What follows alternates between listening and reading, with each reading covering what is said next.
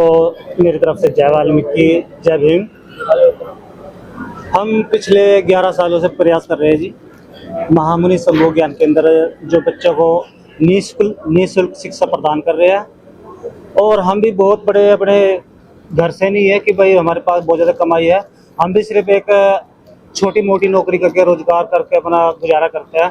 फिर भी हम अपना हौसला बुलंद करके महामुनि समूह ज्ञान केंद्र पिछले 11 सालों से चला रहे हैं। और जैसे कि हमारे आज के जो मुख्य मेहमान आए थे, मनीष पुरी जी, गगनदीप सर जी, कुलवंत सिंह सिद्धू जी, जगबीर सिंह सोक्की जी, ये सभी हमारे यहाँ पे सेंटर में आज बच्चों को बधाई दे रहे थे, तो बड़ी खुशी है जी। मनीष पुरी जी ने बच्चों को साइकिल दी, इनका बहुत बहुत धन्यवाद, बहुत खुशी की बात है जी। तो मैं तो ये कहना चाहूँगा, अगर समाज में परिवर्तन लाना है, तो बच्चों को शिक्षा जरूरी है। वही हम प्रयास कर रहे हैं परिवर्तन लाने की, तो कोशिश है जी हमारी।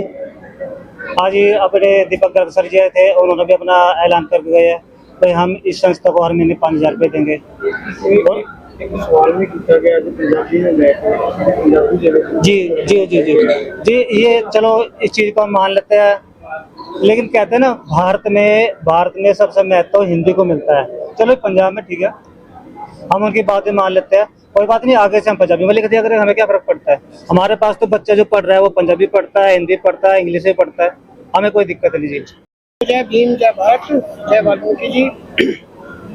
ये हमारा जो सेंटर है महामुनि समूह ज्ञान केंद्र, इसके माध्यम से हम उन बच्चों को शिक्षित करना हमारा इसका मकसद है जो बहुत ही दबे कुचले और लोअर लेवल पे हैं।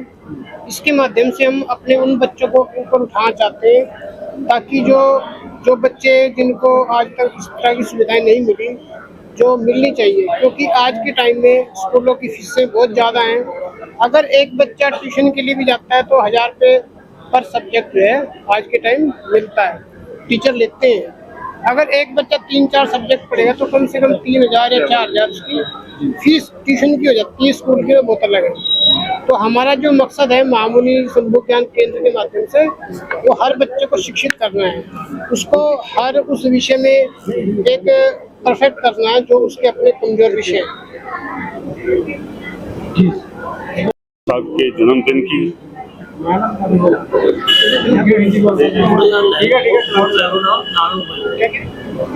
बाबा साहब के जन्मदिन की सबको बहुत बहुत मुबारकबाद। और यहाँ पर राजेंद्र आदिवंशी जी ने जो महामुनि शंभू केंद्र ट्यूशन सेंटर जिसको चला रहे हैं, उनके चेयरमैन, और इनको बहुत बहुत बड़ी मुबारकबाद कि इन्होंने बहुत अच्छा प्रोग्राम ऑर्गेनाइज किया और बच्चों के लिए जो कर रहे हैं। और ये आदर्श की विचारधारा आदि धर्म समाज, जिसके संचालक हमारे धर्मगुरु शुक्राचार्य दर्शन रतन रावण जी, ये उनका दिया हुआ विचार, उनकी विचारधारा को लेकर ये ट्यूशन सेंटर हम बड़े बड़े सेमिनार का आयोजन करते हैं। और लुधियाना में 2 प्रोग्राम हो जाते हैं। एक हमने अभी किया 19 अप्रैल को, बहुत बड़ा सेमिनार गुरु नानक भवन में, और दूसरा प्रोग्राम ये हो गया हमारा। तो सबको बाबा साहब की ने जो हमें रास्ता दिखाया है, अभी पढ़ो लिखो और संघर्ष करो, पढ़ो जुड़ो और संघर्ष करो, तो बच्चों को हम यही शिक्षा यहाँ से देते हैं भी बाबा साहब की तरह पूरी मुसीबतों में जिन्होंने यहाँ तक पहुँचे कि जिस देश में पढ़ाई लिखाई का अधिकार नहीं था, उस देश का संविधान लिख दिया कैसे बच्चे ने।